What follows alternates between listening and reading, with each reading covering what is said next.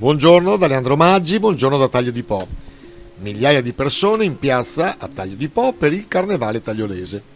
Dopo la pausa forzata per la pandemia è ritornato questo appuntamento che ha coinvolto 10 carri provenienti da Jesolo, Quarto d'Altino, Saccolongo, San Stino di Livenza, oltre agli amici di Mezzogoro e Poggio Renatico.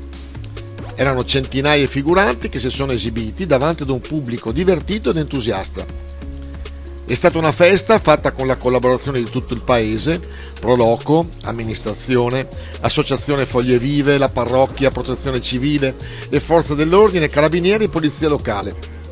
Descrivere le sensazioni dello spettacolo è difficile e per questo vi lasciamo le immagini di questa giornata.